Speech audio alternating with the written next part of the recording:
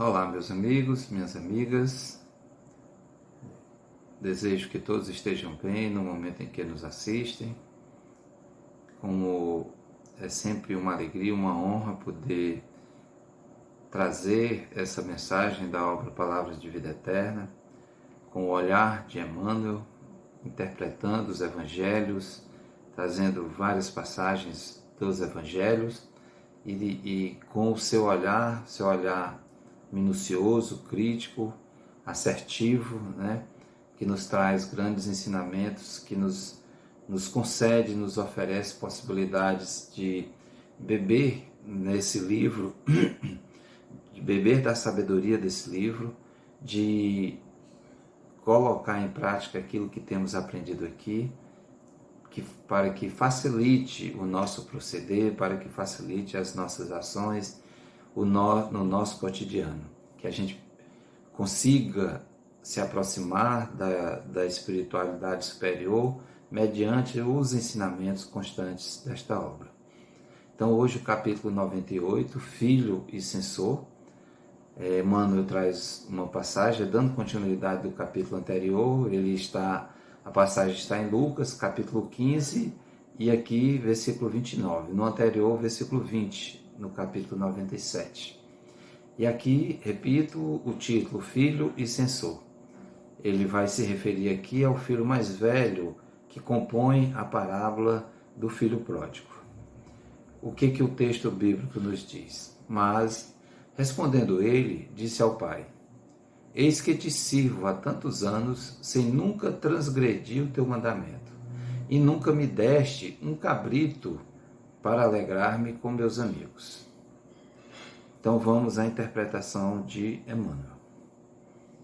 Na parábola do filho pródigo, não encontramos somente o irmão que volta experiente e arrependido ao convívio do lar. Nela surge também o irmão correto, mas egoísta, remoendo censura e reclamação. Ele observa a alegria paternal, abraçando o irmão recuperado, entretanto reprova e confronta, procede como quem lastima o dever cumprido, age à afeição de um homem que desestima a própria nobreza. Então, nesses 3 primeiros parágrafos, Emmanuel já trata um pouquinho da personalidade do filho mais velho, né? Então, é um filho que ele entende que age com certa correção, mas que ao mesmo tempo é egoísta. Faz censura, reclama na atitude que o pai teve para com o irmão mais novo. Diante da alegria paternal com o irmão que conseguiu reconhecer que estava equivocado, ele não se alegra com essa alegria do pai e nem com o retorno do irmão renovado. Ao contrário, ele lastima, né, aquilo porque ele deixa tomar conta de si a atitude egoísta que nos traz tantos atrasos, que nos traz tantas pedras, né, ao longo do nosso caminho, que nos traz espinhos que nos ferem na nossa caminhada. A atitude egoísta, o egoísmo por si só, ele só faz com que nós, detentores dessa chaga, olhemos somente para nós. Queremos que as coisas aconteçam somente no nível do nosso alcance, que as coisas aconteçam somente de acordo com aquilo que nós desejamos. Então, a atitude egoísta nos traz muitos atrasos, nos impede desse progresso espiritual, porque nos ata ao que é de mais ruim, de mais negativo, porque ele não nos permite ver a alegria do outro, não nos permite ver que o outro também tem os mesmos direitos de redenção, de progresso, de compreensão, de entendimento, de desenvolvimento da sua inteligência e da sua moral. Ele é fiel ao serviço do pai, contudo, critica-lhe os gestos, trabalha com ele, no entanto, anseia escravizá-lo aos próprios caprichos. Então ele não, apesar de estar ali servindo ao pai, ele não se sente feliz com aquilo, ele está ali quase que como uma obrigação, ele não está cumprindo o seu dever com alegria, ele não está cumprindo o seu dever com satisfação. Daí ele ter sentido tanto, né, todo o acolhimento que o pai teve em relação ao filho mais novo, que, repito, reconheceu os erros cometidos, a experiência vivida que ele pediu ao pai, a ação do seu livre-arbítrio ali, ele pediu a autorização do pai para exercer naquele momento o seu livre-arbítrio, e ele, diante de todos os erros cometidos, ele se reconhece um errante, se reconhece um pecador, alguém que cometeu vários equívocos, e retorna ao seio do pai no sentido de beber do conhecimento do pai, de beber daquele amor que o pai tem pelos filhos.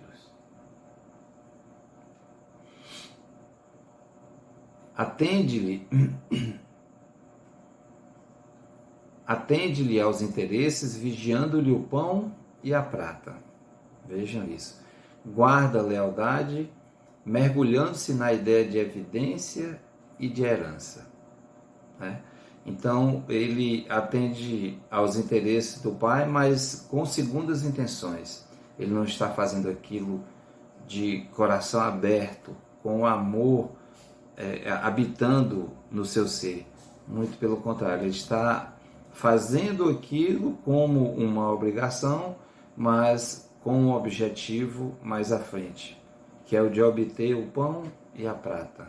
Não o trabalho, o exercício do trabalho em prol do pai, no auxílio ao pai.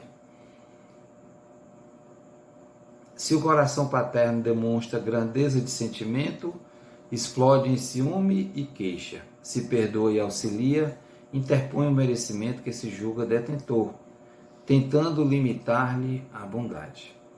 Então, aqui a gente pode ver também, fazer uma analogia com as diversas ideologias religiosas que, em grande parte, desejam para si, algumas delas desejam para si, a posse divina, a posse de Deus. Deus pertence à minha religião, Deus pertence, Jesus também pertence à minha religião exclusivamente. Ela não é, Deus e Jesus não são divindades. O Deus como Criador, ele é como se nós quiséssemos pegá-lo, tocá-lo e colocar dentro de uma redoma, que essa redoma só quem tem acesso a ela sou eu e os que pensam igual a mim.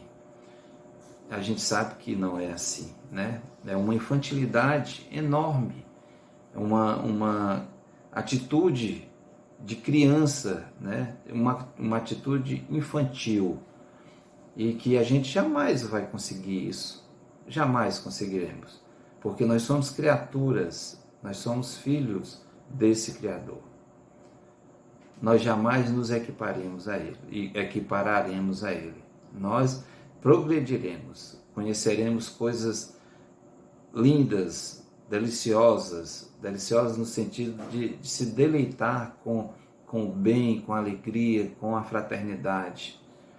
Né? Nós chegaremos a esse momento, a esse ponto, mas por enquanto nós ainda estamos agindo egoisticamente, querendo ter Deus, querendo ter o Cristo como algo que pertence unicamente a mim. Está incorreto da nossa parte. É justo e injusto. Perde-se num misto de crueldade e carinho, sombra e luz. Fica essa alternância, né? Alguém terno e ao mesmo tempo agressivo, justo num momento, injusto em outro, companheiro, vivendo ali as experiências naquele momento, mas ao mesmo tempo cobrando que o outro haja tal qual a ele, não esperando o momento de cada um, porque a gente tem que entender que o momento de cada um de nós, ele chegará.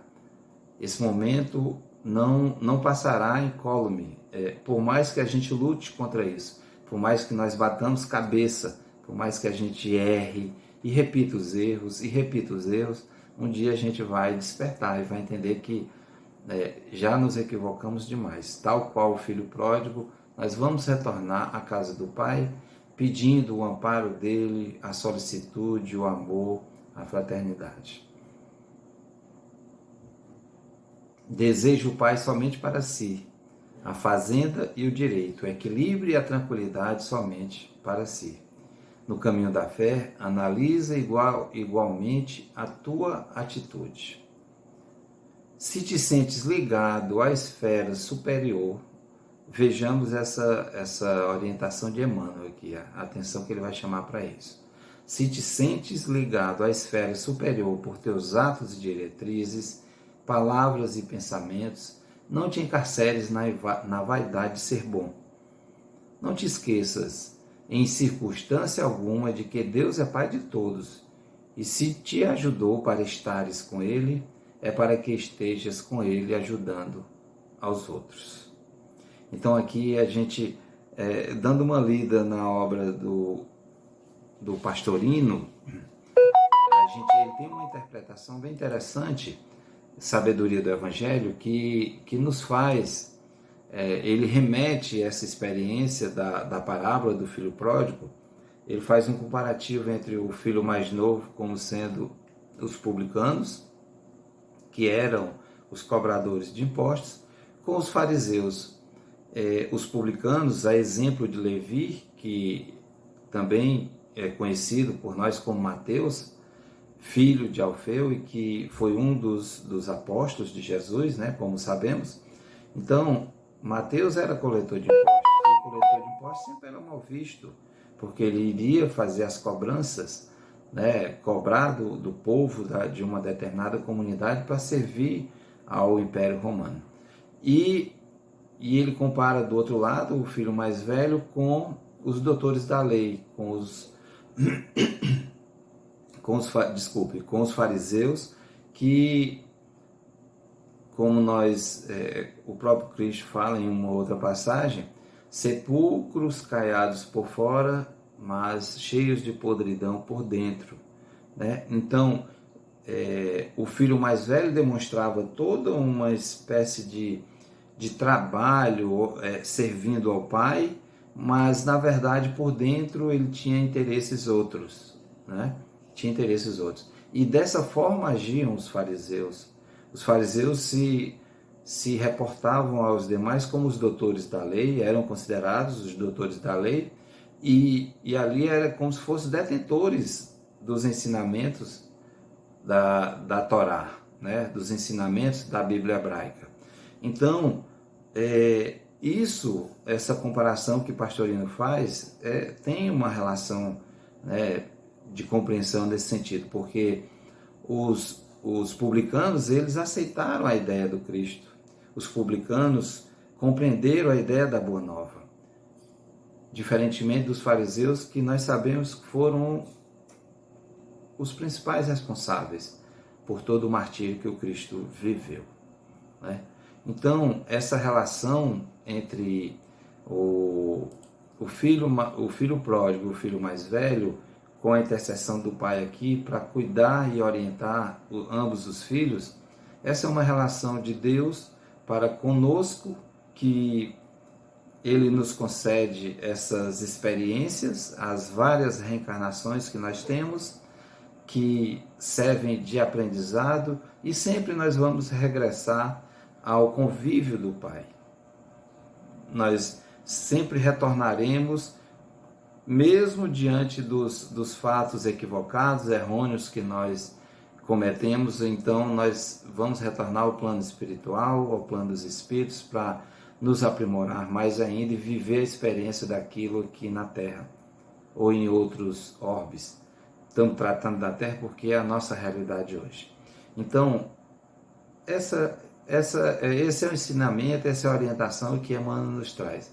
Que a gente esteja sempre apto, aberto a exercer atividade no bem. Tudo que nós formos fazer em prol da obra de Deus, da obra de Jesus, que seja feito de fato com o coração e não esperando algo em troca, não esperando uma recompensa por isso. Porque a recompensa ela virá de certo modo, mas a tarefa, o desenvolvimento da tarefa, tudo que nós vamos exercer, ele tem que ter um fundo de amor, de fraternidade, de exercício da caridade, não para, repito, esperarmos melhorias no futuro, não com essa intenção, mas com a intenção singela de ser útil à obra de Jesus, de ser o apóstolo da atualidade, de ser aquele que realmente se doa no sentido de se aprimorar o mais que puder, de ser útil ao próximo, de atender e de estender a mão àquele que mais sofre, que passa por mais dificuldades do que nós. Então era essa a lição de hoje, meus amigos, que Deus nos abençoe e até o nosso próximo encontro.